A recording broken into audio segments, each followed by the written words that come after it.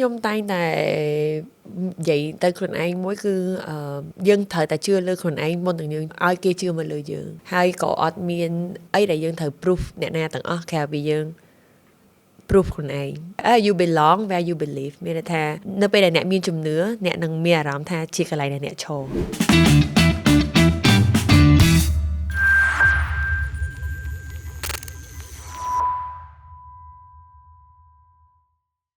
ជំរាបសួរប្រិយមិត្តជួបគ្នាសាជាថ្មីនៅក្នុងកម្មវិធីមេនាំរឿងពីមួយសប្តាហ៍ទៅមួយសប្តាហ៍យើងតែងតែពំនាំនៅរឿងរ៉ាវល្អៗដែលមានការចែកម្លែកពីភ្ញៀវកិត្តិយសរបស់យើងចំណែកឯនៅក្នុងសប្តាហ៍នេះក៏មិនខុសពីសប្តាហ៍មុនដែរយើងមានរឿងជាច្រើនក្នុងការចែកម្លែកទស្សនិកជនប្រកាសជាចង់ដឹងហើយថាតើនៅក្នុងសប្តាហ៍នេះយើងនឹងនាំរឿងអ្វីចឹងកុំឲ្យខាត់ពេកយើងជួបអ្នកនាំរឿងទាំងអស់គ្នាជំរាបសួរបងចាសុខសប្បាយទេបងសុខសប្បាយចាអរគុណបងច្រើនមែនតើបងដែលបានចូលរួមនៅក្នុងកម្មវិធីរបស់យើងណាបងចាជាដំបូងបងអាចជួយណែនាំខ្លួនឲ្យទូនីតិបងបន្ថែមតិចបានទេបងចានេះខ្ញុំឈ្មោះរទ្ធីលំអពេជ្រឬក៏ហៅកាត់ថាយូគីហើយសប្តាហ៍ថ្ងៃជា CEO ភ្លឹងគប់ក៏ដូចជា Festival Director និង Filmmaker វ៉ាវចាបងលំអងពេជ្រតែបើតាមដឹងគឺបងជាបុគ្គលម្នាក់ដែលលើកស្ទួយវិស័យសិល្បៈច្រើនមែនតើជាពិសេសសិល្បៈបុរាណហើយក៏ជាផលិតករមួយរូបដែរបងអញ្ចឹងចង់ដឹងថាតើកត្តាអ្វីដែលធ្វើឲ្យបងអាចធ្វើរឿងអស្ចារ្យជាច្រើននេះចឹងណាបងស្រឡាញ់បងហ្នឹងហើយមែនតើ background របស់ខ្ញុំគឺទៅខាងផ្នែក media ព្រោះខ្ញុំរៀនចប់នៅសាលាភូមិន្ទភ្នំពេញខាងផ្នែកគេហៅថា media management នៅ Department of Media and Communication ហៅកាត់ថា DMC ហ្នឹងហើយអញ្ចឹងមែនតើ train to be អ្នកកាសែតប៉ុន្តែពេលដែលនៅក្នុងឆ្នាំទី4នេះខ្ញុំចាប់ដើមធ្វើសារណាតាក់ទងជាមួយនឹងវិស័យសិល្បៈច្រើនក៏ធ្វើឲ្យជួបជាមួយនឹងបុណ្យភូមិយើងធ្វើកម្មវិធីបុណ្យភូមិក៏ចូលនៅក្នុងវិស័យសិល្បៈហើយនៅក្នុងឆ្នាំទី3ខ្ញុំបានទៅរៀន short film នៅក្រៅប្រទេសហើយពេលហ្នឹងក៏ចាប់ដើមឆ្លាញ់ខាងខ្សែភាពយន្តថាអូពិតជាចង់ធ្វើអីជាមួយខ្សែភាពយន្តតែពេលហ្នឹងគឺពីររឿងហ្នឹងវាកាត់ឡើង at the same time រហូតដល់រៀនចប់ធ្វើការនៅ BBC បានក្លាយទៅជាអ្នកសរសេរអ្នកផលិតអ្នកដឹកនាំរឿងនៅក្នុងផ្នែកមួយនៅក្នុងកម្មវិធីស្នេហ៍9ហើយ at the same time ធ្វើបុណ្យភូមិអញ្ចឹងជីវិតយើងឡើងទៅពីរអញ្ចឹងណាហើយ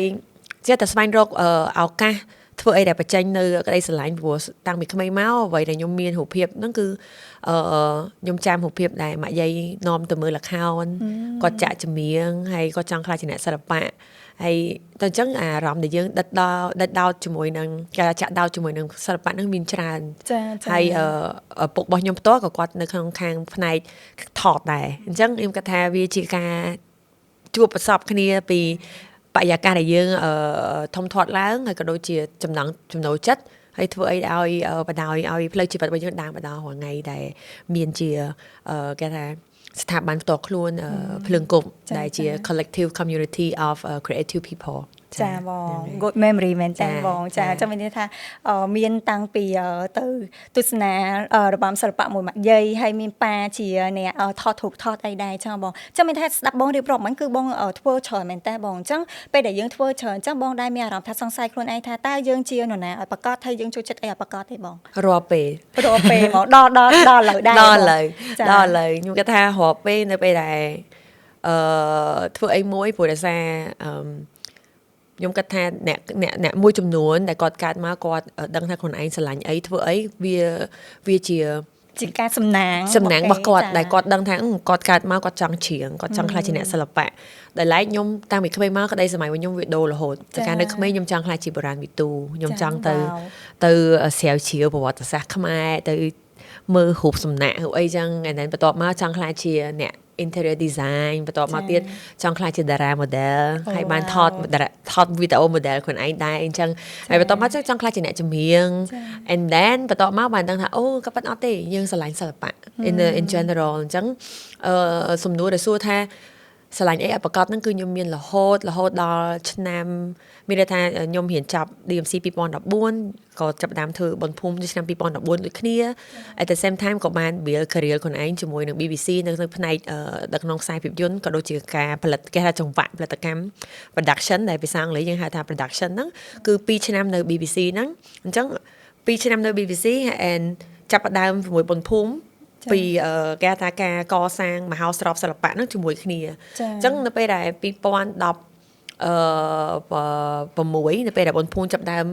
ល្បីសោះសាយមានវិជាប្រៃខ្លាំងក៏ខ្ញុំឈប់ពីខាងផ្នែកភាពយន្តមួយរយៈដើម្បីរៀបចំកសាងបុណ្យភូមិក៏ដូចជាខាងផ្នែកចម្រៀងចឹងហ្នឹងមានជាមួយនឹង small band គាត់ចេញ album ទី1របស់គាត់ចឹងខ្ញុំក៏រៀបចំខាង music career ទៅខាងផ្នែក music ពេលហ្នឹងគឺគេហៅថា original music movement អីចឹងហ្នឹងហើយអញ្ចឹងយើងក៏ចូលទៅផ្នែក music មកតង់ទៀតហ្នឹងហើយ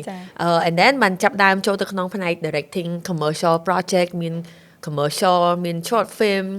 មាន MV ហើយបន្ទាប់មកក៏បានជួបជាមួយនឹងខាងកងចាក់គាត់ឲ្យ project ធ្វើខ្សែភាពយន្តខ្នាតធំរឿងស្នេហាក្មេងៗ 2018ហ្នឹងក៏ចាប់ផ្ដើមចូលមកវិស័យភាពយន្តវិញនៅ2018អញ្ចឹងវាចង់និយាយថាជីវិតគឺបើខ្ញុំអាចនិយាយពាក្យមួយដែរថាពេលខ្លះយើងអត់ជឿលើព្រេងវាសនាព្រំលិខិតទេប៉ុន្តែខ្ញុំគិតថាវាមានមែនសំខាន់តើយើងស្ដាប់អត់យើង pay attention ជាមួយនឹងរឿងទូចៗនឹងអត់ដែរឱកាសនីមួយៗមករកយើងហ្នឹងគឺចង់មានន័យអីគេឲ្យយើងគិតសម្រាប់ខ្ញុំតែងតែមើលហ្មងថាហេតុអីក៏ឱកាសហ្នឹងវាមករកខ្ញុំដើម្បីអីគេហើយខ្ញុំត្រូវក្តាប់ឱកាសហ្នឹងបានរបៀបម៉េចហើយខ្ញុំធ្វើវាដោយរបៀបណាហើយគ្រាន់តែថាអ្វីដែលសម្រាប់ខ្ញុំជាគេហៅថាជាច្បាប់នៃជីវិតរបស់ខ្ញុំហ្មងគឺរកឱកាសដែលបានចូលមកក្នុងជីវិតខ្ញុំគឺខ្ញុំតែងតែឲ្យ 100% ទៅលើការងារទាំងអស់ហ្នឹងទោះបីធំតូចក្តីមានលុយមិនមានលុយក្តីគឺខ្ញុំឲ្យ 100 ហើយនៅពេលដែលខ្ញុំ say yes និយាយថាចាជាមួយការងារហ្នឹងមានន័យថាខ្ញុំស្រឡាញ់ហើយហ្នឹងហើយអញ្ចឹងពីអាយុ20ឆ្នាំរហូតដល់29គឺជាពេលដែលខ្ញុំធ្វើគ្រប់រឿង I say yes to every project that come to my life ឲ្យតែតាក់ទងជាមួយសិល្បៈបើខ្ញុំនិយាយភាសាអង់គ្លេសមួយម៉ាត់មានន័យថា anything in my life I compromise with art ខ្ញុំចរចាបានឲ្យតែតាក់ទងនឹងសិល្បៈខ្មែរគឺមានលុយមិនមានលុយខ្ញុំធ្វើបានទាំងអស់ហ្នឹងហើយអញ្ចឹងឱកាសទាំងអស់ហ្នឹងឯងដែលធ្វើឲ្យកសាងការយល់ដឹងរបស់ខ្ញុំនៅក្នុងវិស័យគេថាប្រព័ន្ធផ្សព្វផ្សាយក៏ដូចជាសិល្បៈកំសាន្តហ្នឹងច្រើន20ឆ្នាំ20ឆ្នាំអាយុ20រហូតដល់29គឺខ្ញុំចេះច្រើនមែនតើដែលអត់មានសាលាណាដូចនឹងស្រាប់ឲ្យធ្វើការងារក្នុងសិល្បៈអត់មានសាលាណាបរៀនយើងទេអញ្ចឹងខ្ញុំរៀនតាមរយៈការធ្វើការទាំងអស់ហ្នឹងរហូតដល់ COVID ហ្នឹងហើយ COVID 2020ចាប់ផ្ដើមអីទាំងអស់វាបិទបុណ្យភូមិក៏ទៅអនឡាញទៅចុះថតក៏ពិបាកពេលហ្នឹងចាប់ផ្ដើមសួរសំណួរខ្លួនឯងថាខ្ញុំសុំនិយាយពាក្យអញណាអញធ្វើអីចាស់ស្រឡាញ់អីគេចាស់យូគីអញធ្វើអីគេស្រឡាញ់អីគេចង់ឃើញ10ឆ្នាំទៅមុខទៀតទៅជាណាគេអាហ្នឹងសំណួរហ្នឹងធំហើយពីព្រោះវាជារបត់ជីវិតព្រោះពេលដែលខ្ញុំចាំថាខ្ញុំចាប់វិទ្យាល័យនៅស៊ីសវត្តខ្ញុំសួរខ្លួនឯងថា10ឆ្នាំទៅមុខខ្ញុំចង់ខ្លាចជាអីហ្នឹងហើយអញ្ចឹងពេលហ្នឹងខ្ញុំមានចម្លើយថារៀនឲ្យចប់មានការងារធ្វើល្អហើយធ្វើអីដែលខ្លួនឯងសប្បាយចិត្តអាហ្នឹង10ឆ្នាំដែលពេលខ្ញុំរៀនចប់អាយុ19ឆ្នាំ and then វាសំណួរហ្នឹងមកសួរខ្ញុំពេលខ្ញុំ29ខ្ញុំថាអូខ្ញុំត្រូវតែរកចម្លើយហ្នឹងហើយអញ្ចឹងរយៈពេល1ឆ្នាំនៃ COVID 2020 2021ហ្នឹងទៅពេលដែលខ្ញុំបានទៅឱកាសទៅfilm festival នៅឯប្រទេសស្វីសហៅថា Locarno Film Festival ហ្នឹងជាពេលដែលខ្ញុំបើកភ្នែកមែនតើថាអូយក៏ពិតខ្ញុំស្រឡាញ់កុនវិស័យសិល្បៈតកតងជាមួយនឹងគេថាមហោស្រពសិល្បៈហ្នឹងគឺជា passion ដែលខ្ញុំចង់បកគលឲ្យដែលខ្ញុំចង់ធ្វើឲ្យស្រុកខ្មែរប៉ុន្តែបើ career ដែលខ្ញុំចង់ making គឺជា film maker ជាអ្នកដឹកនាំខ្សែភាពយន្តអញ្ចឹង2021ហ្នឹងគឺជាពេលដែលខ្ញុំចាប់ដើម form ថាតើខ្ញុំរកចំណុចកណ្ដាលមិនពីព្រោះបើយើងនិយាយពីអត្តសញ្ញាណជាមនុស្សខ្ញុំមាន dual អត្តសញ្ញាណមានថាអត្តសញ្ញាណ2ជា creative entrepreneur ផងជា film maker ផងអញ្ចឹងតើធ្វើមិនឲ្យពីរនឹងជួបគ្នាហ្នឹងហើយដូចនិននិយាយមិញហ្នឹងថាខ្ញុំធ្វើរឿងច្រើន yes ខ្ញុំក៏ find ខ្លួនឯងថាចុះអញធ្វើអីគេប្រកាសដូចម្ហូបម្ចាស់ញ៉ាំគ្រប់មុខអញ្ចឹងឥឡូវជួយតែញ៉ាំអីគេដែលវាអាចទៅរួមជាមួយគ្នាហ្នឹងហើយអញ្ចឹងវាលែងជា buffet ទេដែរវាជា omakase តើប្រហែល cost ហ្នឹងហើយប្រហែលមុខឲ្យមួយម៉ាត់ត្រូវតែឆ្ងាញ់អញ្ចឹងជាពេលដែលសម្រួមអញ្ចឹងក៏នៅឆ្នាំ2022ហ្នឹងគឺសម្រាប់ចិត្តថាត្រូវតែកសាងភ្លើងគប់ឲ្យខ្លាចទៅជាស្ថាប័នមួយដែលរឹងមាំមានក្រុមការងារច្បាស់លាស់មានចំណូលមានការថាចង្វាក់ផលិតកម្មឲ្យត្រឹមត្រូវ business platform យើងជាអីគេហ្នឹងហើយអញ្ចឹង2023ក៏ខ្ញុំជាមួយនឹងក្រុមការងារជាមួយនឹងការថាដៃគូធ្វើពាណិជ្ជកម្មហ្នឹងក៏យើងសម្រាប់ចិត្តធ្វើការ rebranding ភ្លើងគប់ជាមួយអត្តសញ្ញាណថ្មីជាមួយនឹងចក្ខុវិស័យមួយថាយើងចង់ខ្លាចជាស្ថាប័នមួយដែល create គេថាបង្កើតរូបភាពដែលមានឥទ្ធិពលលើមនុស្សអញ្ចឹង anything ដែលតាក់ទងជាមួយនឹង visual មិនថាឡើយជាវីដេអូមិនថាឡើយជា festival មិនថាឡើយជាអ្នកសិល្បករគឺជារូបភាពមួយ ដែលត្រូវតែមានឥទ្ធិពលសម្រាប់ប្រទេសខ្មែរយើងអញ្ចឹងមកដល់ពីឥឡូវមកដល់នេះវា2ឆ្នាំហើយដែលខ្ញុំបានធ្វើការជាមួយនឹងក្រុមការងារហើយបង្កើតជាក្រុមការងារមួយដែលមានការថា senior leadership ត្រឹមត្រូវដែលខ្ញុំអាចមានពេលមើលក្រុមហ៊ុនផងហើយក៏មានពេលមកធ្វើ passion project ដែលតាក់ទងជាមួយនឹងសិល្បៈបុរាណខ្មែរយើងហ្នឹងដែលมันមានប្រាក់ចំណូលទេហើយក៏បានធ្វើជា passion project ខ្លួនឯងទៅលើ film ដែលខ្ញុំកំពុងតែធ្វើនេះគឺជាខ្សែភាពយន្តទី2ឈ្មោះថារំដួលហ្នឹងហើយដែលកំពុងតែយើងដែលខ្ញុំបានចេញទៅ pitch នៅក្រៅប្រទេសហើយខែ11នេះខ្ញុំចេញទៅហ្វីលីពីនសម្រាប់ film market ហើយនឹងអាចនៅប្រទេសដទៃទៀតដើម្បីទៅរកគេថា producer investor ពីក្រៅប្រទេសដើម្បីផលិតខ្សែភាពយន្តខ្នាតធំទី2ហ្នឹងចា៎ វ៉ាវបងស្ដាប់ទៅជក់ចិត្តខ្លាំងតែ វែងតិចឯងប៉ុន្តែអត់ដឹងនិយាយមិនឲ្យខ្លី អត់ទេបងជក់ចិត្តខ្លាំងមែនហើយខ្ញុំគិតថាចេះសាច់រឿងដែលបងលើកឡើងមុនហ្នឹងគឺត្រូវជាមួយនឹងមនុស្សភាគច្រើនដែលគាត់លក្ខណៈថាគាត់អត់តន់ស្គាល់ខ្លួនឯងគាត់ដឹងថាខ្លួនឯងជានរណាប្រកបទេចាដូចបងនិយាយថាបើគាត់មានក្តីសម័យឬមួយក៏គាត់មានរបៀបថាគោលដៅគាត់ណាមួយដែលគាត់ចង់ធ្វើគាត់ស្គាល់ខ្លួនឯងគាត់អាចទៅធ្វើហ្នឹងវាលឿនវាជាសំណាងមួយចាប៉ុន្តែដូចបងក៏ជាសំណាងមួយដែរព្រោះមានន័យថាយើងបានសាក់លបងច្រើនយើងបានស្គាល់ច្រើនហើយយើងក៏មានឱកាសក្នុងការធ្វើរឿងជាច្រើនទៀតដែលយើងគិតថាតាពិតក្តីស្រឡាញ់របស់យើងចង់ធ្វើតែនេះទេប៉ុន្តែមែនតើគឺយើងធ្វើរឿងបានច្រើនមែនតើហើយស្ដាប់បងនិយាយមិនហ្នឹងបងជួយចិត្តហ្មងឡើងភឺសបមែនណាអស់ចាខ្លាំងបងចាអញ្ចឹងបើស្ដាប់បងរៀបរាប់មិញគឺបងបង្កើតជាកម្មវិធីក៏ដូចជាព្រឹត្តិការណ៍ជាច្រើនដូចបនភូមិភ្លើងគប់ភ្លើងអីផងអញ្ចឹងណាបងអញ្ចឹងដើម្បីបង្កើតព្រឹត្តិការណ៍ឬមួយក៏កម្មវិធីនីមួយៗតើយើងត្រូវមានកត្តារួមផ្សំអ្វីខ្លះហ៎បងមែនតើទៅវាផ្ដោតទៅលើគោលបំណងរបស់យើងថាតើយើងចង់ធ្វើអីគេបើយើងនិយាយនៅក្នុងផ្នែកមហោស្រពសិល្បៈអ្វីដែលពីភ្លើងគប់រួមជាមួយនឹងបុណ្យភូមិបង្កើតឡើងហ្នឹងគឺយើងចង់ធ្វើយ៉ាងណាឲ្យការលើកសម្លេងរូបភាពពីនិយាយពី10ឆ្នាំមុន2014គេថាវេទិកាសម្រាប់អ្នកសិល្បករបុរាណមិនទាន់មានដូចឥឡូវទេឥឡូវយើងទៅផ្សារទំនើបយើងឃើញមានការ performance គ្រប់កន្លែងប៉ុន្តែបើ10ឆ្នាំមុនយើងរកកន្លែងណាទៅមើលវីដេអូរូបភាពអីអត់មានទេអញ្ចឹងហេតុនឹងហើយវាជាកត្តាដែលធ្វើឲ្យជំរុញចិត្តឲ្យមានកម្មវិធីបុណ្យភូមិកើតឡើងគឺយើងធ្វើមិនឲ្យកសាងជាវេទិកាមួយដើម្បីផ្ដល់ឲ្យអ្នកសិល្បករបុរាណគាត់មានកន្លែងដែលគាត់អាចសម្ដែង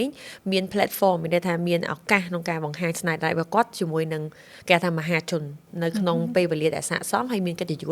ស្មើនឹងសិល្បករសម័យថ្មីហ្នឹងហើយអញ្ចឹង10ឆ្នាំកន្លងមកដល់នេះខ្ញុំឃើញថាមានការរីកចម្រើនដែលវាជាក្តីសម័យរបស់ពួកខ្ញុំបានខ្លាចជាការពិតហ្នឹងហើយអញ្ចឹងបើឆ្លើយសំណួរទៅនេះថាតើអ្វីជាកត្តាចម្បងដែលយើងចង់ធ្វើអីហ្នឹងខ្ញុំគិតថាវាបកទៅវិញថាតើគោលបំណងយើងជាអីគេយើងធ្វើនឹងដើម្បីអីគេដើម្បីខ្លួនយើងដើម្បីស្ថាប័នយើងឬក៏ដើម្បីប្រទេសយើង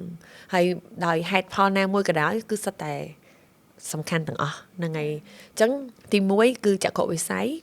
ទី2តើរឿងទាំងអស់ហ្នឹងវាជាបេសកកម្មអីគេនៅក្នុងជីវិតរបស់យើងសម្រាប់ខ្ញុំបេសកកម្មក្នុងជីវិតរបស់ខ្ញុំចាំបានថាខ្ញុំស្រឡាញ់សិល្បៈខ្ញុំឃើញខ្ញុំកើតមកនៅក្នុងគ្រួសារមួយមិនមែនជាអ្នកសិល្បៈទេប៉ុន្តែអ្វីដែលខ្ញុំបានគេថាធំធាត់មកគឺខ្ញុំឃើញម៉ាក់យាយខ្ញុំឃើញអ្នកចិត្តខាងខ្ញុំគឺគាត់ស្រឡាញ់សិល្បៈហើយរូបភាពដែលខ្ញុំមានគឺខ្ញុំទៅវត្តខ្ញុំមើល account ខ្ញុំមើលទូរទស្សន៍ហើយរាល់ចំណេះដឹងទាំងអស់ខ្ញុំបានពីទូរទស្សន៍ខ្ញុំមើលខ្សែកាបទូរទស្សន៍ខ្សែកាបមើលប៉ុស្តិ៍ international តាំងពីអត់ចេះអង់គ្លេសតែខ្ញុំមើលហើយខ្ញុំឃើញថាខ្ញុំចង់ពាក់កៅអៅហ្នឹងខ្ញុំចង់ទៅកម្មវិធីហ្នឹងខ្ញុំចង់អីសម្រាប់ខ្ញុំគឺទាំងអស់ហ្នឹងគឺសុទ្ធតែជាគេថា soft power ដែលមានសារៈសំខាន់មែនតែនសម្រាប់យុវជនសម្រាប់ក្មេងដែលកើតមកអញ្ចឹង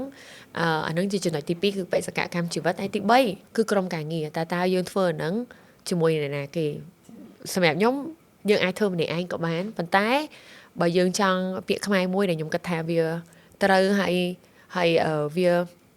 មែនតែនមួយជីវិតហ្មងហ្នឹងគឺបើយើងចង់ដើរលឿនយើងដើរម្នាក់ឯងតែបើយើងចង់ដើរឆ្ងាយយើងដើរជាក្រុមហ្នឹងហើយអញ្ចឹងយើងត្រូវការមានក្រុមការងារយើងត្រូវការមាន system ដូចទឹកហូរមួយអញ្ចឹងដល់វាហូរមកវាត្រូវមានធ្លាក់តាមហ្នឹងហើយតែយើងរៀបចំអាហ្នឹងមិនជាមួយក្រុមការងារអញ្ចឹងរាល់ថ្ងៃអញនិយាយថាបើខ្ញុំអត់មានក្រុមការងារដែលស្រឡាញ់ការងារដូចរាល់ថ្ងៃដែលគាត់មានចិត្តស្រឡាញ់ដូចគ្នាទេខ្ញុំគិតថាខ្ញុំអាចមកធ្វើបុណ្យភូមិពី10ឆ្នាំមកដល់ឆ្នាំនេះគឺបុណ្យភូមិ12ឆ្នាំហើយមកវត្តឆ្នាំទាំង12ហ្មងហើយបើភ្លើងគប់បើខ្ញុំអត់មានដៃគូធ្វើការជាមួយខ្ញុំក៏ខ្ញុំគិតថាខ្ញុំអត់អាចមកដល់រងថ្ងៃដែរគឺក្រុមការងារហ្នឹងគឺសំខាន់មែនតើយើងអាចត្រូវការ system មួយគេហៅថាអោកសោបគ្នាទៅវិញទៅមកហើយអ្នកដែលបង្កើត environment មួយដែលយើងឲ្យយើងមានជំនឿអញ្ចឹងជាញយដងខ្ញុំតែងតែនិយាយជាមួយថាយើងត្រូវតែមានជំនឿបើអត់មានជំនឿទេការងារនឹងគ្រាន់តែជាការងារហ្នឹងហើយអញ្ចឹងពាក្យស្លោកនៅភ្លើងគប់យើងហៅថាបច្ឆេះជំនឿរបស់អ្នកអញ្ចឹងណាតែ fire ระดับចាបងនេះបើពីខ្ញុំផ្ទាល់ហ្មងបងខ្ញុំចង់ចែកម្លែកសាច់រឿងខ្លះហើយខ្ញុំចង់សរសើរបងដែរហ្នឹងហើយព្រោះដោយសារថាបនភូមិបងពីប្រហែលឆ្នាំមុនគឺល្បីខ្លះមែនតើជា event មួយដែលរបៀបថាមានការចូលរួមច្រើនហើយវាមានរបៀបថាព្រឹត្តិការណ៍ច្រើននៅក្នុងហ្នឹងអញ្ចឹងណាបងហើយអត់នឹកស្មានថាថ្ងៃនេះបានអង្គុយសម្ភាសជាមួយនឹងម្ចាស់បងភូមិផ្ទាល់ហ្មងបងពេលដែលខ្ញុំដូចជាប្រហែលឆ្នាំមុនដូចជា5-6 ឆ្នាំមុននៅពេលដែលខ្ញុំរៀនចប់ទី12ដំបូងថ្មីហ្មងបងក្មេងហើយអត់តស្គាល់អីទេប៉ុន្តែរបៀបថាចូលចិត្តបនភូមិពេលហ្នឹងដូចជាបនភូមិធ្វើនៅជ្រោយ7នៅចិត្តផ្ទះមីខ្ញុំអញ្ចឹងណាជ្រោយ7ឆ្នាំ2016បងហ្នឹងហើយពេលហ្នឹងដូចជារៀនទី12ចប់ភ្លាមកំដៅក្មេងៗអញ្ចឹងណាហើយធ្វើនៅចិត្តផ្ទះមីខ្ញុំហើយផ្ទះមីខ្ញុំហ្នឹងគាត់បើកលក់របៀបភពជនីឋានរបៀបអីញ៉ាំបាយក្ដាំងអីអញ្ចឹងចាហ្នឹងហើយច្រើនណាស់បាយក្ដាំងល្បីណាចានៅចិត្តហ្នឹងហ្មងហើយដល់ពេលបកកើតនៅនឹងអញ្ចឹងទៅក៏របៀបថាចង់សាកបទពិសោធន៍របៀបថាជួតង់បូតនៅនឹងលក់អីអញ្ចឹងណាលក់បាយក្ដាំងលក់ប្រហិតលក់អីអញ្ចឹងណាអញ្ចឹងវាជា memory មួយដែលធ្វើឲ្យខ្ញុំថាពេលហ្នឹងជាលើកទី1ដែលយើងចេញរបៀបរកស៊ីយើងចេញលក់ចេញអីអញ្ចឹងស្គាល់គេស្គាល់អីអញ្ចឹងអូយពេលហ្នឹងសប្បាយមែនតើហើយអរគុណបងភូមិមែនតើដែលបង្កើតកម្មវិធីហ្នឹងមកគូសប្បាយបងជា memory ខ្ញុំកាលពីក្មេងជាមួយមិត្តភ័ក្ដិខ្ញុំជាមួយមីងខ្ញុំសប្បាយពេលហ្នឹងដឹកអាវ៉ាន់ដឹកអីមកអីអញ្ចឹងហើយជាមួយបងដែលគាត់ volunteer ហ្នឹងក៏គាត់ស្រួលទៀតហើយគាត់សប្បាយរីករាយជាមួយយើងពេញហ្នឹងណាបងជួយលក់ជួយអីទៀតហ៎បងហ្នឹងហើយ2016អាចនិយាយថាជាឆ្នាំទី3នៅបនភូមិហើយក៏ជាឆ្នាំដំបូងដែលយើងដឹងថាអូចាអាយ៉ាទៅណាចេះវារបៀបថាវាធំជាងយើងហ្នឹងហើយព្រោះយើងដំបូងឡើងយើងអត់គិតថាកប្រតិការមួយអាចវិវត្តខ្លួនទៅជាមហោស្រពសិល្បៈឯងដល់ឆ្នាំទី3ហ្នឹងគឺជាឆ្នាំមួយដែលមើលឃើញពីទំហំហើយនឹងគេថាទំនួលខុសត្រូវពីខ្ញុំខ្លួនឯងថាអូយ៉ាយើងប្រមូលគេធ្វើបំភុំឥឡូវមែនតើអញ្ចឹងធ្វើមិនទៀតហ្នឹងហើយ yes ពេលដែលចូលរួមកម្មវិធីហ្នឹងវាមានអារម្មណ៍ថា remind យើងទៅពីក្មេងៗបងពីជំនាន់ពេលដែលយើងជិតចូលឆ្នាំមានលេងល្បែងប្រជាប្រិយស្រង់ព្រះស្រង់អីចឹងហើយដើរមើលកន្លែងញ៉ាំអីចឹងណាលុយមែនតើបងហើយមកដល់បច្ចុប្បន្ននេះបាន12ឆ្នាំហើយបងចា12ឆ្នាំចាអញ្ចឹងចង់សួរបងតាក់ទងជាមួយនឹងការដឹកនាំវិញបងមែនតើបងគឺជាបុគ្គលម្នាក់ដែលដឹកនាំមនុស្សជាច្រើនឲ្យធ្វើការងារជាក្រុមជាមួយគ្នាអញ្ចឹងទៅប៉ុន្តែជឿថាការធ្វើការងារជាក្រុមបងអត់ស្រួលទេពេលដែលយើងធ្វើការជាមួយមនុស្សហើយជាមួយនឹងមនុស្សដែលគាត់មកពីមជ្ឈដ្ឋានផ្សេងគ្នាហើយគាត់មានគំនិតផ្សេងគ្នាអញ្ចឹងណាចុះបងមានវិធីសាស្ត្រអ្វីដើម្បីឲ្យពួកគាត់អាចធ្វើការជាមួយគ្នាប្រកបដោយភាពជោគជ័យហើយរលូនទៅបានទាំងអស់គ្នាអញ្ចឹងបងមែនតើតើតងមួយរឿង management ការគ្រប់គ្រងហ្នឹងគឺគេអាចនិយាយថាមិនជានយោបាយដែលមិនចេះចប់ចាបើអាចនិយាយមកថាវាជារឿងមួយដែលយើងដោះស្រាយយើងរៀបចំមិនចេះចប់ទេបើថានិយាយរៀបចំគម្រោងយើងមាន deadline ណារបៀបថា project ហ្នឹងគម្រោងមួយហ្នឹងផ្ដើមពេលណាចប់ពេលណាត្រូវការ deliverable អីគេខ្លះមានន័យថាត្រូវបញ្ចប់ហ្នឹងមាន outcome អីខ្លះតែបើរៀបចំមនុស្សគឺអត់ឈប់ហ្មងហ្នឹងហើយវាជាបទពិសោធន៍មួយដែលខ្ញុំទទួលបានក្នុងរយៈពេលតាំងពី2019មកដល់ឥឡូវអាចនិយាយមែនប៉ុន្មានឆ្នាំឯងបង19បងហើយ6ឆ្នាំ6ឆ្នាំនៅ6ឆ្នាំក្នុងការដឹកនាំគេថាក្រុមការងារហ្នឹងគឺរាល់ថ្ងៃគឺខ្ញុំរៀនរឿងថ្មីរហូតហើយបើនិយាយពីអត្តចរិតខ្ញុំវិញខ្ញុំកើតខែ4 Aries អញ្ចឹងខ្ញុំចិត្តក្តៅទី1ចិត្តក្តៅអត់ភាពអត់ធ្មត់ហើយត្រង់ឃើញអីនិយាយហ្នឹងតែអ្វីដែលខ្ញុំ learn បានពី management គឺហើយខ្ញុំជាអ្នកដឹកនាំហើយនិងអ្នកគ្រប់គ្រងផ្សេងគ្នាបើយើងគ្រាន់តែចូលទៅក្នុងបន្ទប់ហ្នឹងគ្រប់គ្រងមនុស្សយើងធ្វើរបៀបផ្សេងតែបើយើងចង់ដឹកនាំមនុស្សយើងត្រូវរបៀបផ្សេងអញ្ចឹងអ្វីដែលខ្ញុំរៀនបានពីការដឹកនាំក្រុមការងារដឹកនាំមនុស្សគឺទី1ត្រូវមានចក្ខុវិស័យឲ្យច្បាស់លាស់ដែលភាសាអង់គ្លេសយើងហៅថា vision ហើយត្រូវតែប្រកាសថាក្រុមការងាររបស់យើងទាំងអស់ដឹងហើយនឹងយល់ពីចក្ខុវិស័យមួយហ្នឹងមានន័យថាមនុស្សម្នាក់ឃើញមនុស្សម្នាក់និងអ្នកដទៃនៅក្នុងបន្ទប់ទាំងអស់ហ្នឹងក្រុមការងាររបស់យើងហ្នឹងគឺឃើញរបស់ដូចគ្នាមានន័យថាមួយកែវហ្នឹងបើយើងថាយើងចង់ទៅយកកែវហ្នឹងនិនក៏ឃើញកែវហ្នឹងដូចគ្នាដែរមិននិនឃើញកែវហ្នឹងទៅជាកំប៉ុងទឹកទេអញ្ចឹងដើម្បីឲ្យ ចាក់កុវិស័យហ្នឹងឲ្យទាំងអស់គ្នាមើលឃើញអាហ្នឹងគឺជាការរៀបចំមួយជា management មួយពីព្រោះអាហ្នឹងត្រូវ start first of all ហ្នឹងហើយ and then ទី2ត្រូវដឹងពីបុគ្គលិកលក្ខណៈនិងចំណុចខ្លាំងចំណុចខ្សោយរបស់ក្រុមការងាររបស់យើងតើម្នាក់ហ្នឹងគាត់ខ្លាំងអីគេយើងដាក់ឲ្យគាត់ឲ្យត្រូវការងារហ្នឹងព្រោះយើងមិនអាចបខំអាចនិយាយថាយើងមិនអាចបខំអ្នកដែលគាត់បកកាយលេខទៅធ្វើអក្សរហើយអ្នកបកកាយអក្សរទៅធ្វើលេខទេហ្នឹងណាអញ្ចឹងអាហ្នឹងគឺជាអីដែលយើងជាអ្នកដឹកនាំជាអ្នកគ្រប់គ្រងគេត្រូវយល់ច្បាស់ដើម្បីដាក់ឲ្យក្រុមការងាររបស់យើងគាត់ធ្វើអ្វីដែលគាត់សប្បាយដែរសប្បាយចិត្តពេញចិត្តហើយមានកម្លាំងចិត្តបើគាត់បើកភ្នែកឡើងគាត់ធន់ការងារហ្នឹងហើយហ្នឹងអញ្ចឹងយើងមិនទទួលបានលទ្ធផលអីល្អពីការងារហ្នឹងទេហ្នឹងហើយទី3គឺការងារឯកតោគឺត្រូវតែមានគេថា system មានក្បួនរបស់វាមានប្រព័ន្ធរបស់វាมันអាចអីទាំងអស់ឡើងទៅលើឯងគឺទាំងអស់ត្រូវតែមានលំដាប់នៃការmaking decision មានន័យថាឲ្យបុគ្គលមួយដែលគាត់កាន់ផ្នែកមួយហ្នឹងគឺគាត់មានគេថា ownership មានថាមានភាពម្ចាស់ការលើខ្លួនឯងបើអីឡើងទៅដល់តែមេអីឡើងដល់តែមេសួរថាអ្នកគាត់កាន់នៅ department ហ្នឹងគាត់មានអារម្មណ៍មិនគាត់មានអារម្មណ៍ no one អញ្ចឹងយើងត្រូវបង្កើត system មួយថាតើ level of decision making ឬក៏ level of communication flow របស់យើង working flow របស់យើងវាហូររបៀបម៉េចរហូតទៅដល់អ្នកទី1នៅលើហ្នឹងអញ្ចឹងអាហ្នឹងគឺគេថា hierarchy ហ្នឹងគឺសំខាន់ណាស់ហើយអាហ្នឹងខ្ញុំ spend 6 years to understand it before សម្រាប់ខ្ញុំគឺខ្ញុំ micro manage មែនតើរឿងទូចក៏ខ្ញុំត្រូវដឹងដែរតែខ្ញុំអត់ដឹងខ្ញុំមួម៉ៅហ្មងថាមិនបានរឿងហ្នឹងខ្ញុំអត់ដឹងចាហ្នឹងអញ្ចឹងអា micro management ហ្នឹងពេលខ្លះល្អពេលខ្លះវាជាសត្រូវនៃការធ្វើឲ្យក្រុមការងារយើងធ្វើការងារបានល្អអញ្ចឹងពីខ្ញុំ spend 3 year ចំណាយពេល3ឆ្នាំក្នុងការចែកការងារឲ្យនិនធ្វើដោយខ្ញុំទុកចិត្តនិនថានិននឹងធ្វើអាហ្នឹងចាព្រោះមនុស្សខ្ញុំ micro manage មែនតើខ្ញុំ like បើរបស់ហ្នឹងខ្ញុំទៅធ្វើតែ5ម៉ោងទេតែនិនធ្វើ10ម៉ោងខ្ញុំអត់អីខ្ញុំធ្វើវិញអញ្ចឹងណាអញ្ចឹងអាភាពអត់ធ្មត់របស់ខ្ញុំហ្នឹងណាគឺពេលខ្លះជាសត្រូវជាមួយនឹងក្រុមការងាររបស់ខ្ញុំពីព្រោះពីគេអត់មើលឃើញថាយើងអត់ធ្មត់ទេតែគេមើលឃើញថាយើងអត់ទុកចិត្តទៅគេអញ្ចឹងគេនៅនឹងធ្វើអីហ្នឹងហើយអញ្ចឹងwhereas I go to somewhere ដែលក្រុមដែលមេរបស់គេទុកចិត្តគេធ្វើដោយភាពសប្បាយចិត្តអញ្ចឹងអាការ detach របស់ខ្ញុំក្នុងការឲ្យអំណាចទៅក្រុមការងារហ្នឹង I spend a lot of year to understand ថា oh this is how អំណាច how political របៀបថានយោបាយនៃការរៀបចំមនុស្សហ្នឹងរបៀបម៉េចហ្នឹងហើយអ្នកណាបកកែអីយើងដាក់ឲ្យគាត់ត្រូវនៅការងារហ្នឹងអញ្ចឹងវាជានយោបាយនៃការធ្វើការហើយមួយទៀតហ្នឹងក៏យល់ពីម្នាក់ហ្នឹងយើងយល់ពីគេហ្នឹងហើយឲ្យមានខ្ពស់ហ្មងក្នុងនាមជា leader បើយើងជា manager យើង do it by the book but to me I do believe in leadership ដែលត្រូវមាន compassion មាន empathy មានន័យថាមានមេត្តាធម៌ yes មេត្តាធម៌មានន័យថាយើងយល់ពីគេតើអារម្មណ៍របស់គេរបៀបម៉េចគេនៅកន្លែងណាof course it's not about មិនមែន about យករឿងអ្នកផ្ទះពីផ្ទះរបស់គាត់មកដាក់កន្លែងការងារប៉ុន្តែ it's about like building a safe zone សម្រាប់ឲ្យក្រុមការងាររបស់យើងគាត់មានអារម្មណ៍សុវត្ថិភាពហើយគាត់អាចដដាងស្លាប់ហើយហោះហើយដឹកនាំក្រុមការងារបន្តទៀតអញ្ចឹងហ្នឹងហើយអញ្ចឹងអាហ្នឹងគឺជាយុទ្ធសាស្ត្រមួយដែល is very important as a leader ចាអរគុណបងច្រើនមែនតើតទៅជាមួយនឹងការចែកម្លែក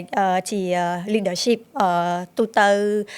ជាការងារជាក្រុមប៉ុន្តែចង់ដឹងតទៅជាមួយនឹងខាង production វិញបងខាង production ប្រហែលជាអាចមានឧបសគ្គច្រើនជាង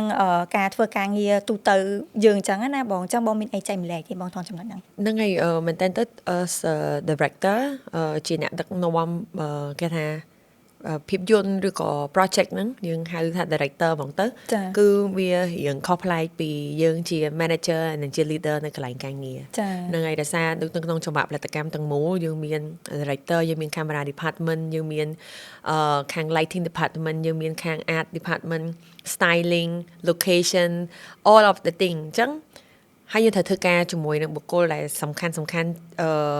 នៅ level គេថា high level management ហ្នឹងគឺ producer ហ្នឹងហើយ and then on top of producer វាមាន EP ទៀត yes so សម្រាប់ដើម្បីដំណើរការគេថាចង្វាក់ផលិតកម្មមួយឲ្យបានទៅដោយរលូននេះបទពិសោធន៍របស់ខ្ញុំដែលខ្ញុំបានឆ្លងមកគឺយើងត្រូវការជជែកគ្នាច្រើនមែនតើ alignment មានន័យថាការធ្វើមិនឲ្យយើងនៅក្នុងទំព័រតែមួយពី director ជាមួយនឹងខាង camera យើងហៅថា DOP ហ្នឹង director of photography and then យើងក្នុងនាមជា director ត្រូវតែមានសមត្ថភាពគ្រប់គ្រាន់ក្នុងការឲ្យ department ផ្សេងៗទាំងអស់មើលឃើញពីចក្ខុវិស័យរបស់ director ហ្នឹងអញ្ចឹងវាអត់ខុសគ្នាពីជា manager ជា leader ដែលខ្ញុំបានជំរាបមុនហ្នឹងថាត្រូវតែមាន vision ដូចគ្នាតើ project មួយហ្នឹង director គាត់ចង់ដឹកអីគេបើ TV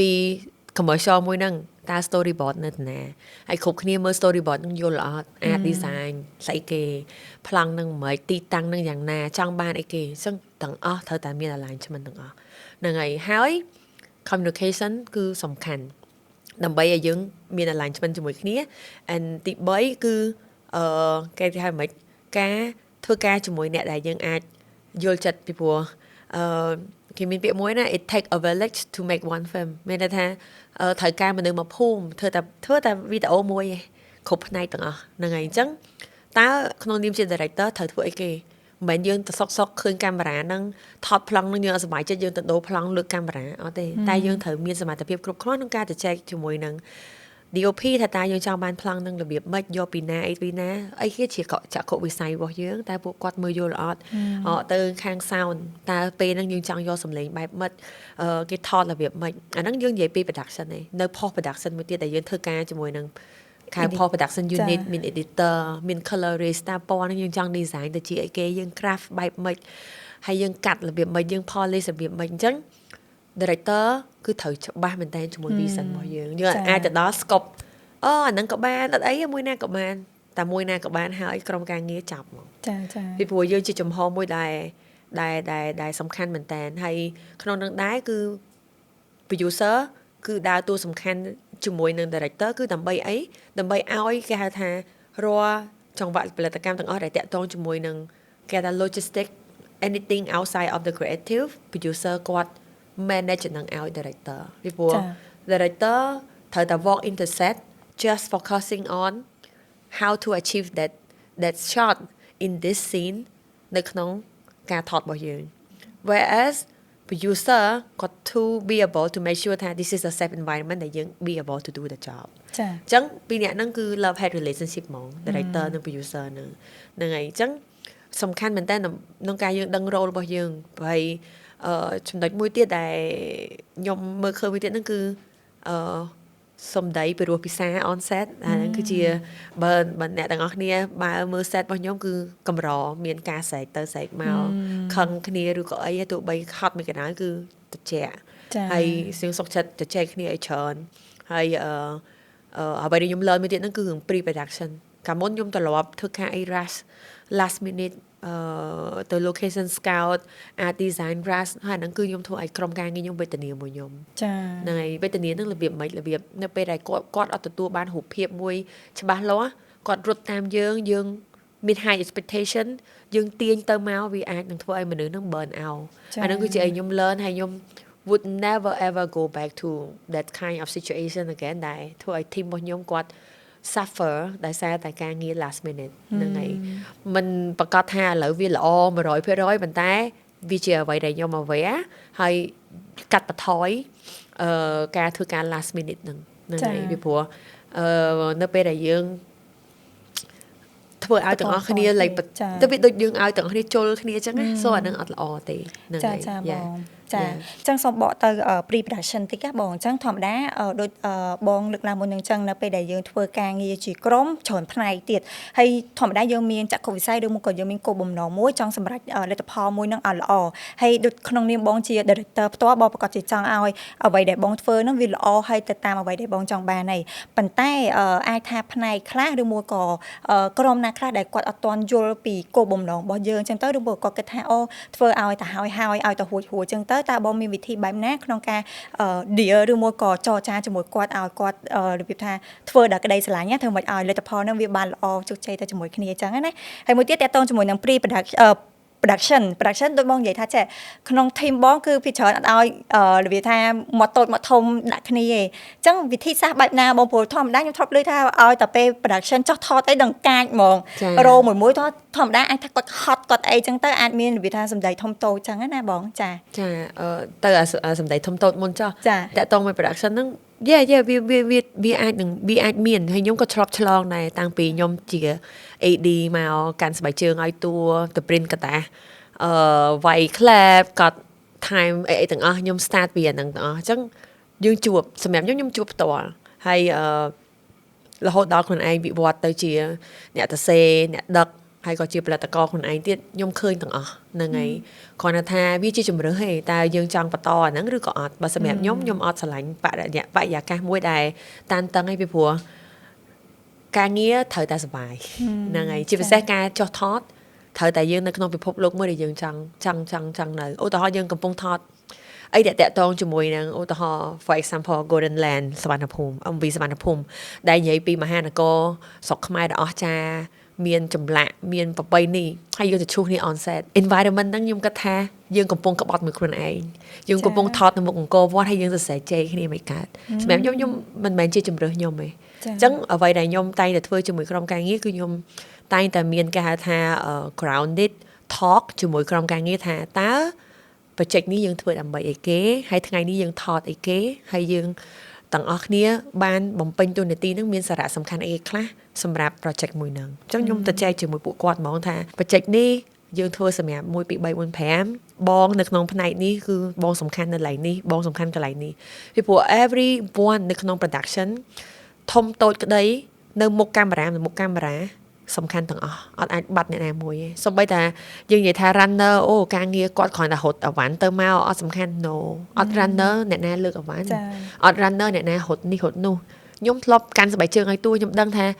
ចុះបើតួអត់ស្បែកជើងនឹងថតចេញអត់ខ្ញុំធ្លាប់យកទឹកឲ្យតួហូបទៀតតែតួហ្នឹងគាត់អត់សប្បាយចិត្តខ្ញុំទៅអង្គុយនិយាយ so everyone matter នៅក្នុង production អញ្ចឹងអ្វីដែលខ្ញុំតែងតែមានគឺ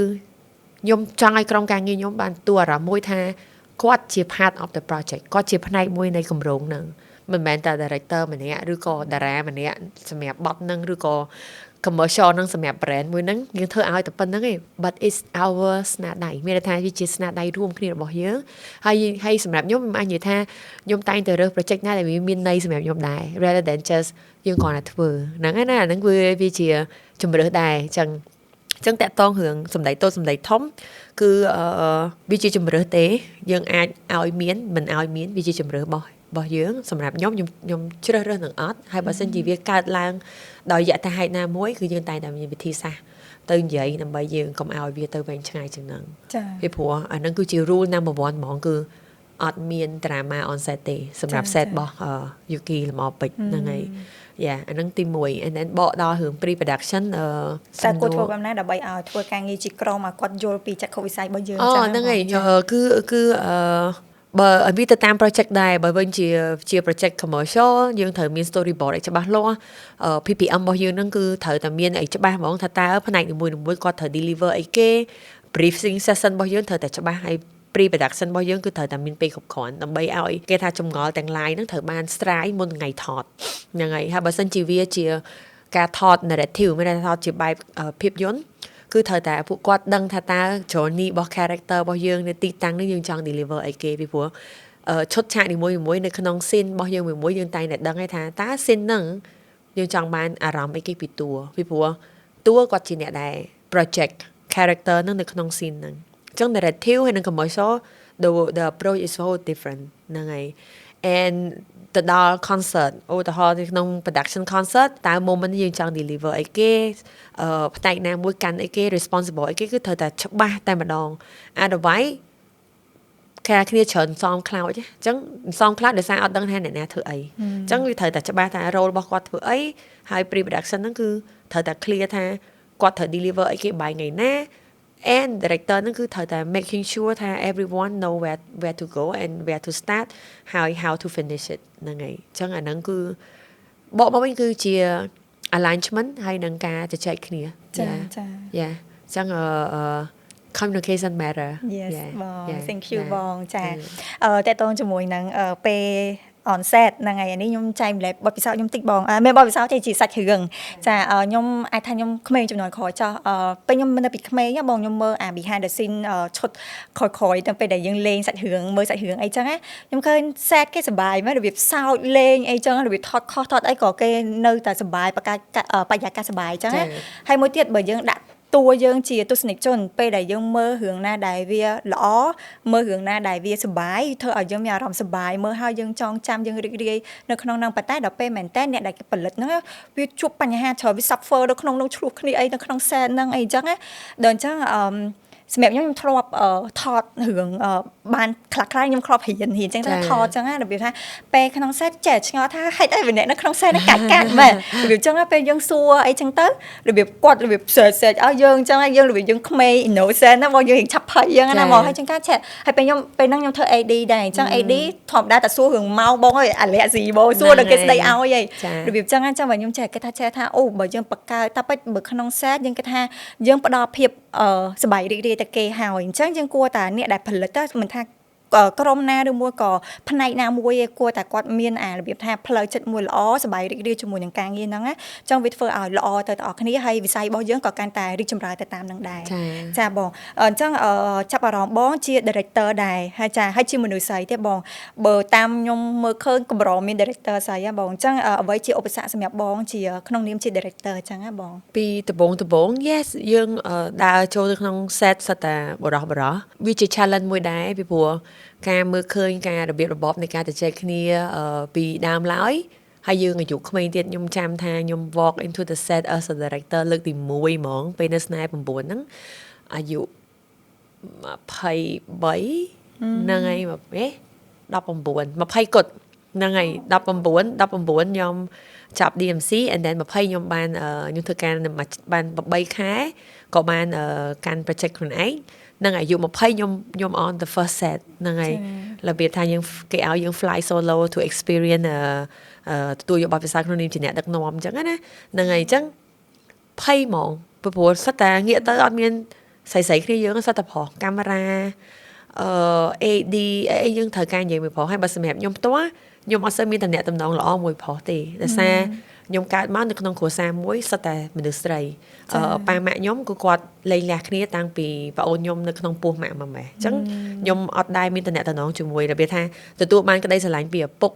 ឬក៏មានគេភាសាអង់គ្លេសគេហៅថា father figure យើងអត់មានទេយើងកើតមកជុំវិញសិតតែមនុស្សស្រីអស់ចាអញ្ចឹង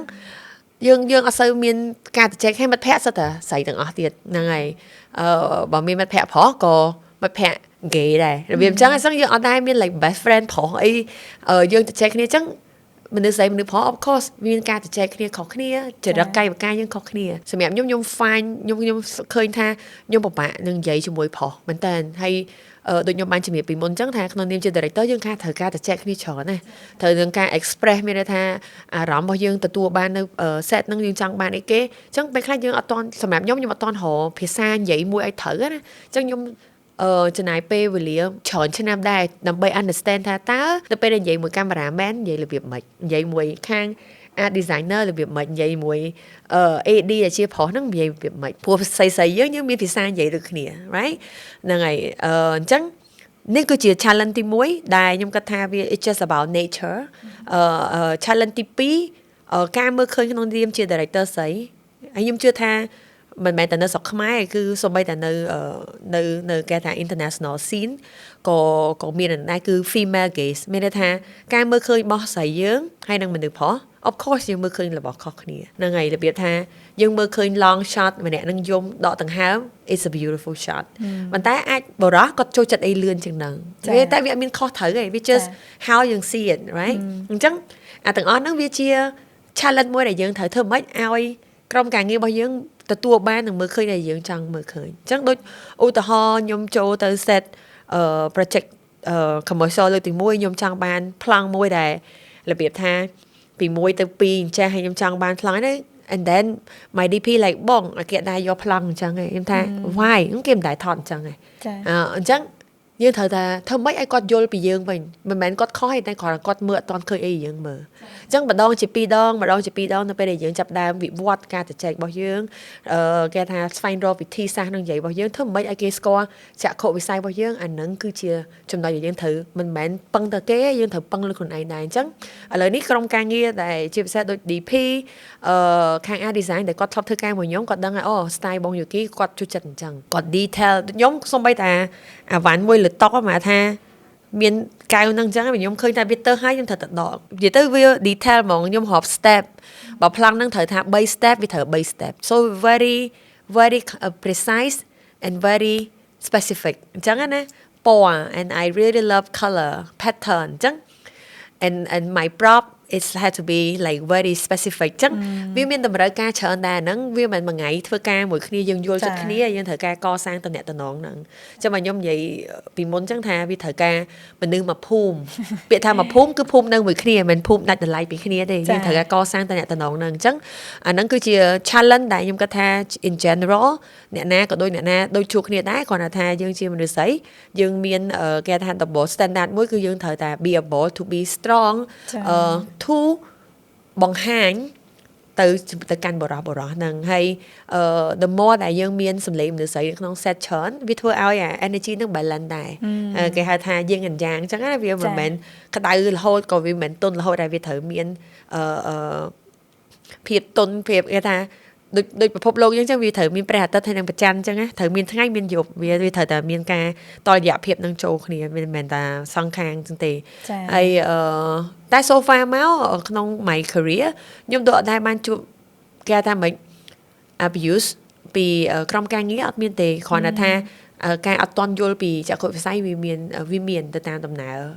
នៅក្នុងការដឹកនាំនឹងកន្លងមកចាំបងដែរមានពេលណាមួយដែលបងមានអារម្មណ៍ថាសង្ស័យលើខ្លួនឯងឬមួយក៏អត់ជឿជាក់លើខ្លួនឯងនៅពេលដែលយើងចាប់ផ្ដើមធ្វើអីមួយឯងបងមានឧទាហរណ៍ថាយើងថតហើយអញ្ចឹងឧទាហរណ៍ថាប្លង់ហ្នឹងយើងទៅសេនៅក្នុងstoryboard យើងចង់បានប្លង់ហ្នឹងយើងទៅមើល location scout ហើយយើង lock គេថាយើងធ្វើ blocking ហើយថាយើងចង់បានប្លង់ហ្នឹងអីអញ្ចឹង set design បែបហ្នឹងហើយ and then ពេលទៅដល់ម៉ោងថតចាប់ដើមមាន feedback អូបងយើងគួរតែដូរអញ្ចេះអញ្ចឹងពេលហ្នឹងហើយយើងចាប់ដើម question ថាយើងគួរតែដូរអត់ឬក៏អីអត់អញ្ចឹងណាអញ្ចឹងពីមុនឡើយខ្ញុំក៏បានផ្ដល់ឱកាសខ្លួនឯងរបៀបថាយើងស្ដាប់ក្រុមការងារដែរហើយនឹងដូរអីចឹងទៅបាត់ម្ដងជាពីរដងខ្ញុំឃើញថាយើងត្រូវការសម្រាប់ខ្ញុំត្រូវការច្បាស់ជាមួយចក្ខុវិស័យរបស់ខ្ញុំហើយទៅជាមួយអាហ្នឹងហើយធ្វើម៉េចឲ្យពួកគាត់យល់ពីខ្ញុំហ្នឹងហើយដូចធ្វើ color grading ចឹងពេលខ្លះខ្ញុំឃើញ color អីមួយដែលវាថាវាប្លែកមែនតើខ្ញុំត្រូវតែតម្រូវឲ្យខ្ញុំត្រូវតែធ្វើហ្នឹងហើយ then team របស់ខ្ញុំរបៀបថាបង color ហ្នឹងវាដូចមិនស្អាតទេអីតែយើងធ្វើម៉េចឲ្យគាត់ on my side ធ្វើអាហ្នឹងដើម្បីយើងរកឃើញអញ្ចឹងជាម្ដងជាពីរដងខ្ញុំគិតថាហ្នឹងគឺជាការកសាងឥទ្ធិពលនៅពេលដែលយើងធ្វើវាចេញមកហើយវាបានផលបានធ្វើឲ្យក្រុមការងារយើងគាត់ជឿទៅគ្នាដែរវាអត់មានឈ្នះអីពីធ្វើឲ្យគេជឿយើងទេអាហ្នឹងគឺគេហៅថា proof ណាហ្នឹងហើយបើយើងអត់ដែរធ្វើអីសោះហើយយើងមករបៀបថាត្រូវតែធ្វើតាមខ្ញុំក៏វាពិបាកដែរ of course director នីមួយៗគាត់មាន style នៃការធ្វើការផ្សេងគ្នាគាត់មាន style នៃការនិយាយផ្សេងគ្នាគាត់មាន style នៃការដឹកផ្សេងគ្នាក៏ឲ្យគេថាកម្រងមកគាត់ចេញមករៀងផ្សេងគ្នាអញ្ចឹង throughout the year ខ្ញុំគិតថាខ្ញុំបានកសាងរូបភាព style directing របស់ខ្ញុំវា in a certain level directing beat របស់ខ្ញុំរបៀបម៉េចhow I cut it ដូចសូម្បីតែ editor ពេលគាត់ធ្វើការមួយខ្ញុំច្រើនដងទៅគាត់ដឹងថាបងយូគីគាត់ចូលចិត្ត cut បែបនេះ like beat គាត់ត្រូវចេះរៀបចំ project របៀបម៉េចដើម្បីយើងធ្វើការជាមួយគ្នាអញ្ចឹងអត់មានឈ្នះអីជាការឲ្យគេដឹងពីយើងឯងពីព្រោះក្រុមការងារទាំងអស់នៅក្នុង production ត្រូវតែយល់ពីអ្វីដែល director ចង់បានហ្នឹងហើយ director មិនអាចទាមទារឲ្យគេយល់ពីយើងបើយើងអត់យល់ពីខ្លួនឯងហើយយើងអត់ធ្វើឲ្យគេយល់ so អាហ្នឹងគឺសំខាន់បំផុតដែលខ្ញុំគិតថាពីមុនខ្ញុំទៀមទាថាមិនអត់យល់អញ្ចឹងមិនបានធ្វើអញ្ចឹង set នឹងនិយាយគ្នាហើយអីតែយើងត្រឡប់មកមើលខ្ញុំតទៅខ្ញុំថយមកជាហៀងវិញតែចំអញមានបានប្រាប់គេឲ្យយល់អត់ថាផ្កាឈូកហ្នឹងផ្កាឈូកដែរតែមិនផ្កាឈូកដិតទេផ្កាឈូកពណ៌ផ្កាឈូកហើយលាយអញ្ចេះ and then នេះអញ្ចេះតែខ្ញុំបានច្បាស់មួយគេនៅអញ្ចឹងខ្ញុំត្រូវតែមើលខ្លួនឯងដូចគ្នាថាចំណុចអីគេដែលខ្ញុំត្រូវកែប្រែអភិវឌ្ឍខ្លួនឯងដូចគ្នាហើយដូចខ្ញុំបានជំរាបពីលើអញ្ចឹងថាពេលវេលាខ្ញុំឲ្យគេនឹងគ្រប់គ្រាន់អត់ដើម្បីឲ្យគេយកទៅរៀបចំមកគេដែរឬក៏យើងចេះតែដាក់ឲ្យ expect គេទៅយល់ហើយ expect គេឲ្យធ្វើ ភ្លាមចាញ់មក overnight អាហ្នឹងវា impossible ហ្នឹង ចា ហើយ ចា Yeah. ចាបង ចាហ្នឹងខ្ញុំក៏សុំទោសដល់ក្រុមការងារកន្លងមកនៅក្នុង early of my career ដែលធ្វើឲ្យគាត់តឹងចិត្តឈឺក្បាល Yeah យើងមានអាតានតឹង moment មួយគ្នាអញ្ចឹងប៉ុន្តែបើសិនជាអត់មានអ្នកទាំងអស់គ្នាទេខ្ញុំក៏អត់មានវត្តមានដល់រហងៃដែរ តែពិតដូចគេនិយាយដែរថាវាគ្មានអីសំខាន់ជាងការនិយាយជជែកគ្នានៅពេលដែលយើងមានបញ្ហាអីមួយជួនកាលមិនមែនថាគាត់ពិបាកឬមួយក៏គាត់អត់យល់អីពីយើងទេជួនកាលដោយសារថាយើងអត់ដឹងពាក្យក្នុងការសន្ទនាជាមួយគាត់ធ្វើមិនឲ្យយល់គ្នាអញ្ចឹងណាបង ចា ប៉ុន្តែបើស្ដាប់អ្វីដែលបងរៀបរាប់មកគឺដំណើរជីវិតនៃការរបៀបថានៅក្នុងវិស័យការងាររបស់បងគឺវែងឆ្ងាយមែនទែនហើយក៏ជួបឧបសគ្គច្រើនហើយបងក៏ធ្វើរឿងច្រើនទៀតរឿងអស្ចារ្យរឿងជោគជ័យរឿងលេចធ្លោអីជាច្រើនអញ្ចឹងបងមានជាពាក្យឬមួយក៏ជាកម្លាំងរបៀបថាលើកទឹកចិត្តខ្លួនឯងនៅពេលដែលបងជួបបញ្ហាអីមួយឬក៏ជួបឧបសគ្គអីមួយបងតែងតែនិយាយប្រាប់ខ្លួនឯងថាមិនទៅដើម្បីបន្តដំណើរទៅមុខទៀតតាបង ពីខ្ញុំតែងតែនិយាយទៅខ្លួនឯងមួយគឺនៅពេលដែលយើងជឿយើងត្រូវតែជឿលើខ្លួនឯងមុននឹងយើងជឿឲ្យគេជឿមកលើយើងហ្នឹងហើយក៏អត់មានអីដែលយើងត្រូវ proof អ្នកណាទាំងអស់ក្រៅពីយើង proof ខ្លួនឯងហ្នឹងហើយអញ្ចឹងអីទាំងអស់ស្តង់ដារទាំងអស់វាចេញពីខ្លួនយើងអញ្ចឹងខ្ញុំតែងតែមានពាក្យមួយគឺថាyou believe where you belong where you believe មានន័យថាអ្នកនៅកន្លែងនៅពេលដែលអ្នកមានជំនឿអ្នកនឹងមានអារម្មណ៍ថាជាកន្លែងដែលអ្នកឈរគឺអាហ្នឹងគឺសំខាន់បើយើងអត់មានជំនឿផងយើងគ្រាន់តែទៅដើម្បីតែបំពេញការងារថ្ងៃហ្នឹងយើង you don't feel belonging there if you don't have the belief អញ្ចឹងណាអញ្ចឹងអាជំនឿហ្នឹងសំខាន់ណាស់ហើយនៅក្នុងបរិយាកាសគេថា high pressure work environment ដោយ production មានន័យថាមានសម្ពាធធំបរិស្ថាននៃការធ្វើការដែលមានសម្ពាធម៉ោងពេលដែលត្រូវកំណត់ថតម៉ោង sunrise sunset តួលេងអត់ត្រូវភ្លើង move it's a very high pressure job but at the same time ខ្ញុំតែងតែឲ្យខ្លួនឯងទៅមើលពីកន្លែងដែលសប្បាយដូចគ្នាដែរពីព្រោះពេលដែលយើងធ្វើ project អីមួយគឺយើងកំពុងតែធ្វើនឹងជាមួយគ្រួសាររបស់យើងអញ្ចឹងអ្វីដែលខ្ញុំមើលឃើញជាមួយក្រុមការងារខ្ញុំគឺ I walk into the set with the support all of my family like ពូកាន់ភ្លើងកាន់កាមេរ៉ា runner អ្នករៀបចំបាយទឹកដែលខ្ញុំហៅម៉ែ so it's everyone love that put into that ក្នុងការធ្វើឲ្យអាម៉ា second frame ដែលយើងថតនឹងវាមានរសជីវិត that is why I find cinema visual is very important មានន័យថារូបភាពនឹងសំខាន់គឺយើងកំពុងបង្កើតអីមួយដែលវាបាត់ហើយយើងបង្កើតវាជារូបភាពវាថាយើងចាំថា scene ហ្នឹងសម័យកាលហ្នឹងហើយយើងបង្កើតអាហ្នឹងម្ដងទៀត so it's so beautiful about cinema because it allow you to create the missing picture you know so រូបភាពដែលបាត់បង់យើងអាចបង្កើតបានឡើងវិញ reimagine មានន័យថាបង្កើតឡើងសារជាថ្មីឬក៏បង្វិវត្តវាជារូបភាពថ្មីតាមរយៈការច្នៃនៃរូបភាពទាំងអស់ហ្នឹង so អាហ្នឹងគឺជាសិល្បៈមួយដែលសម្រាប់ខ្ញុំគឺខ្ញុំស្រឡាញ់ខ្លាំងហ្នឹងហើយបើយើងនិយាយនៅក្នុង context បែបបទសិល្បៈវប្បធម៌ទៀតវាហៅថាមក level ទៀតហើយក្នុងការចងក្រងអីដែលតាក់ទងជាប្រវត្តិសាស្ត្ររបស់ខ្មែរយើងសិល្បៈបលឹងរបស់ខ្មែរយើងគឺតាមរយៈវីដេអូទាំងអស់ហ្នឹងឯងហ្នឹងហើយដែលពីដើមយើងមានផ្ទាំងទស្សនីយភាពដែលយើងក្រៅកាទេមួយ account តែសម័យកាលឥឡូវយើងមានខ្សែភាពយន្តយើងមាន visual ហើយខ្សែភាពយន្តយើងមិនចាំទៅមើលកុនទេយើងអាចមានជំរឿនក្នុងការមើលតាមទូរស័ព្ទដៃកុំព្យូទ័រអីទាំងអស់អញ្ចឹង it's a form of art ហើយសម្រាប់ខ្ញុំមើលឃើញថាបើជីវិតហ្នឹងអត់មានសិល្បៈហួសបានប៉ុន្តែដូចអត់សូវសុបាយអីវាអញ្ចឹងណាចាធ្វើទៅបងចាអញ្ចឹងតាមដែលស្ដាប់ចាប់អារម្មណ៍មិញគឺបងពីច្រើនលើកឡើងនៅពាក្យថាជំនឿអញ្ចឹងចង់សួរបងថាតើជំនឿជឿជាក់លើខ្លួនឯងអាចធ្វើឲ្យយើងសម្រេចគោលដៅឬមកក៏គោលបំណងអីបានអត់បងនិយាយទៅជំនឿហ្នឹងគឺជាចំណុចផ្ដើមទាំងអស់វាត្រូវផ្ដើមពីខ្លួនឯង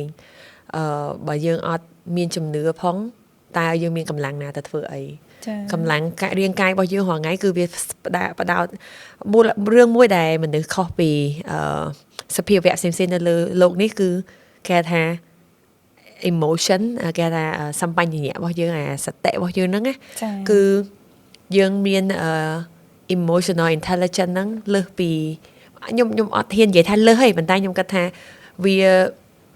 với để thôi dương khai chia mình nữ hoàng ngay cứ để sao dương miên chùm nửa ចាចា dương miên ca chưa thay dương thôi ấy mùi dương miên chùm nửa từ lừaประปอนโฆษาประปอนสไนฮาประปอนการเงียประปอนสังคมแต่ยังบังเกิดมานั่นไงจังไปยังใหญ่เป็นแตนเตอร์ใหญ่ใครบ่อัดเมียนจุ่มเนื้อยังมันมีก็ได้สลาย ចាចាបង จังการเงียต่างบ่อัดมีก็ได้สลายก็เธอบานปันได้ขอนะรัตพอวิอาจังมาขอคนนี้จังยมตายแต่เชื่อตะเลอจุ่มเนื้อคือจะจุ่มหน่อยประดามการเชื้อก็ได้สลายดำใบกระตาต่างปีนั่งให้แต่เธอยังดะอารมณ์เรียงกายกำลังบ่เยอะต่างบ่ร้อยไปร้อยตะเลอหนังปีผัวมันนึถ่ายการมีโฟกัสvà sân chia focus bao dương vì ọt miền hạt bịt rùm chỉ mùi tế nhưng còn là tơ tà khluôn á cái là khluôn miền ta sẽ bỏ nên ngày dạ chắc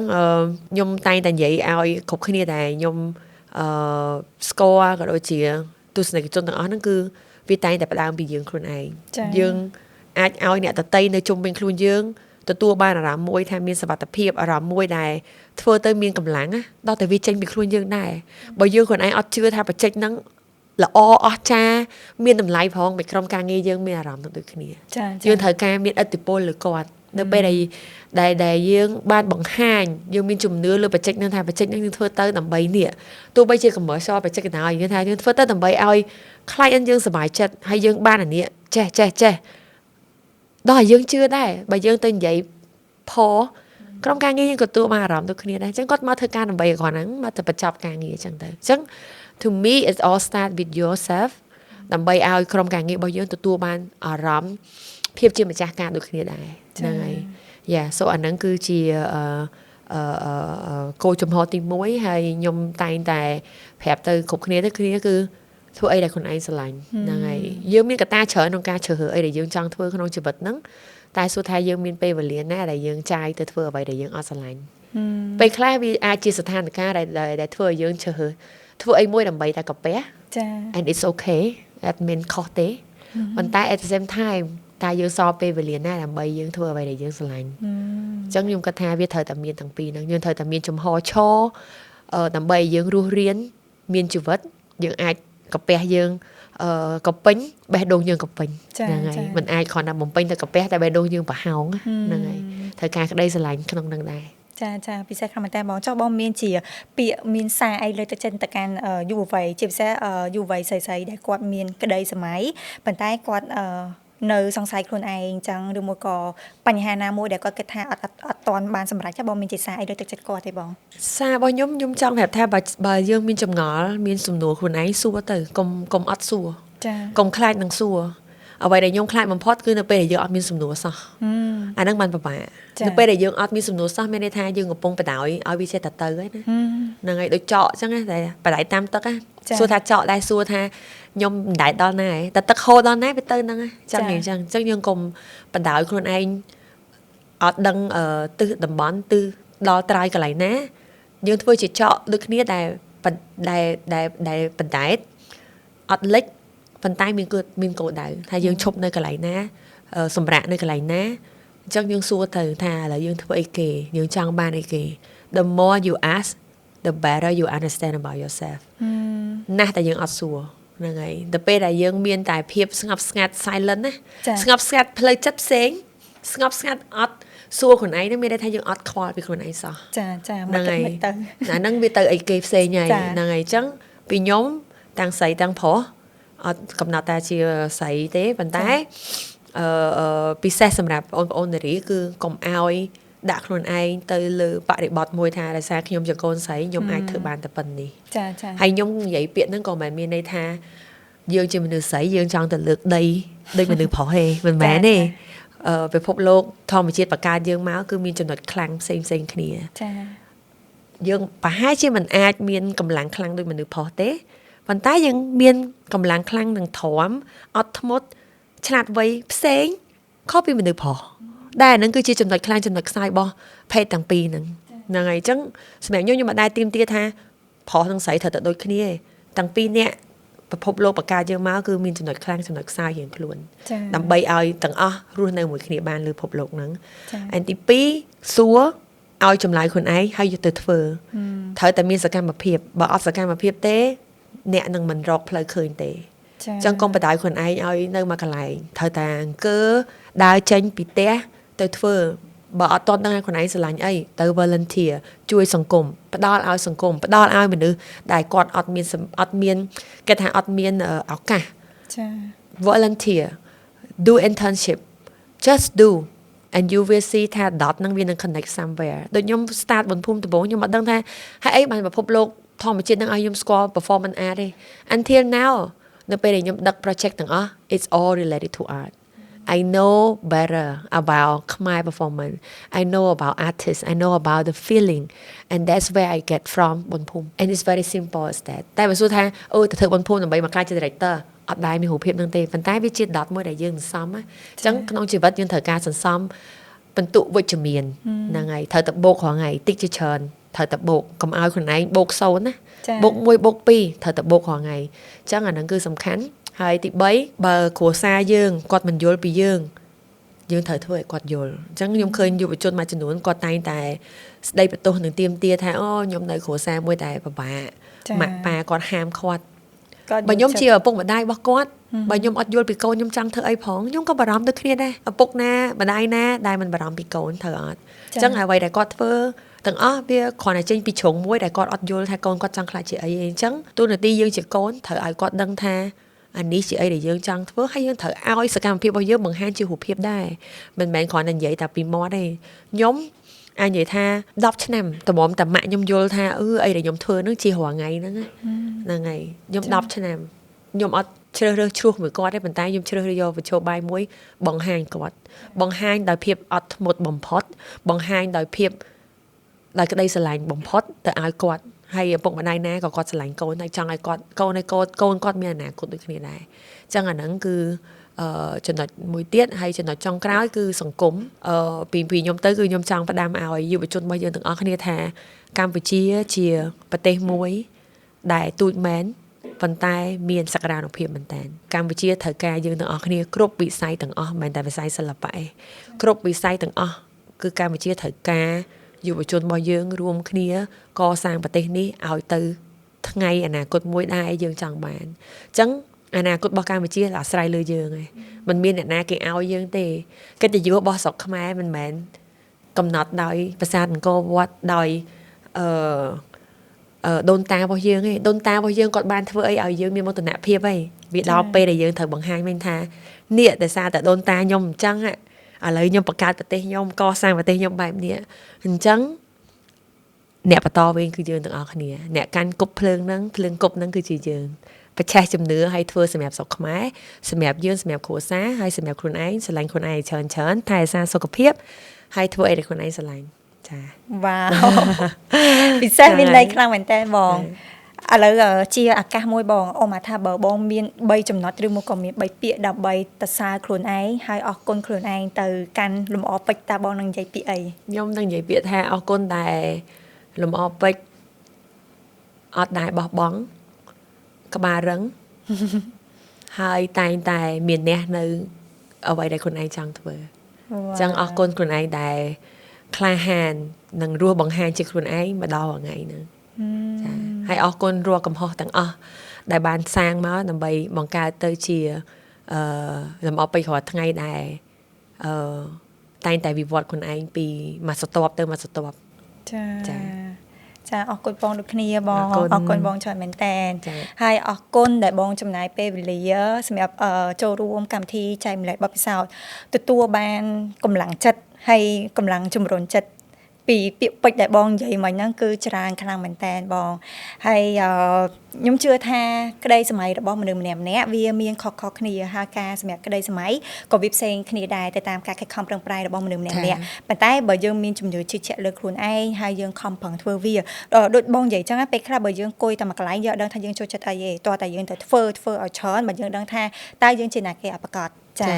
អាចមើលគំរូបងផ្ទាល់ពេលខ្លះបើយើងនៅមានអារម្មណ៍ថាសង្ស័យថាចេះអូយើងចូលចិត្តច្រើនយើងអត់ទាន់ជោគជ័យទេយើងអត់ទាន់អីទេយើងធ្វើសិនពេលខ្លះអាភាពជោគជ័យអាភាពអ្វីៗដែលស្អាតនៅខាងក្រោយនោះវាអត់ទាន់មកដល់ហើយពេលណាមួយដែលយើងនៅតែរក្សាចិត្តហ្នឹងវាគង់តែមកដល់ក្នុងពេលឆាប់ៗនេះចាអរគុណបងមែនតើបងសម្រាប់ការចូលរួមបងហើយជូនពរបងកាន់តែជោគជ័យហើយធ្វើរឿងអស្ចារ្យជាច្រើនទៀតដើម្បីទុកជាកេរដំណែលប្រ ប្រទេសកម្ពុជាយើងចាអរគុណប អរគុ ង ណអរគុណ ចា ដូចគ្នា អរគុណប្រិយមិត្តដូចគ្នាដែលបានតាមដានកម្មវិធីមេនាំរៀនតាំងពីដើមដល់ចប់ពីមួយសប្តាហ៍ទៅមួយសប្តាហ៍គណៈពេលនេះកម្មវិធីរបស់យើងបានចូលមកដល់ទីបញ្ចប់ហើយពីខ្ញុំអេនីនក៏ដូចជាបងលំអពេជ្រនិងក្រុមការងារទាំងមូលសូមអរគុណសូមជម្រាបលាបាយបាយ